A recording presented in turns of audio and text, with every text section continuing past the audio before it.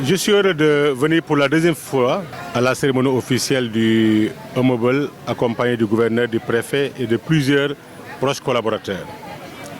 Non seulement pour délivrer le message d'amitié, de fraternité et de soutien du président de la République à sa majesté, le roi d'Oussouye, Sinouroubaye Diédhiou. Mais aussi renouveler la disponibilité du président de la République en ce qui concerne toutes les mesures, actions et initiatives en faveur du développement et de la modernisation de la Casamance, notamment du département d'Oussouye et de la préservation de notre patrimoine historique à travers de telles célébrations. C'est pourquoi le président de la République a très tôt compris l'importance de la préservation de ce patrimoine et je pense que tout le monde peut constater qu'il a été le premier homme d'État à avoir établi un lien direct depuis sa fonction de Premier ministre entre ce royaume et l'État du Sénégal à travers des initiatives hardies, des mesures concrètes.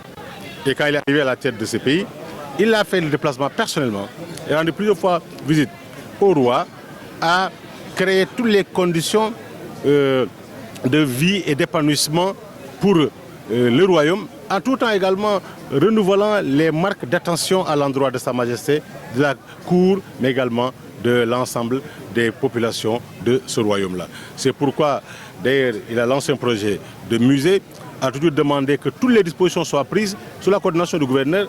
Toutes les dispositions ont été prises en matière d'organisation, la logistique, la sécurité, les vivres, les accompagnements financiers, mais aussi les partenariats avec diverses entités de l'État qui sont mobilisées ici.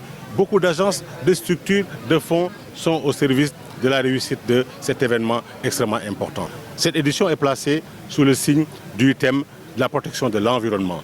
Et vous savez très bien que le sacré fait partie des premiers éléments pré-coloniaux de riposte ou de réaction de l'Africain face à l'équilibre de l'écosystème. Aujourd'hui, nous avons des défis communs par rapport au changement climatique. Ces défis d'adaptation des communautés à ces nouvelles situations-là.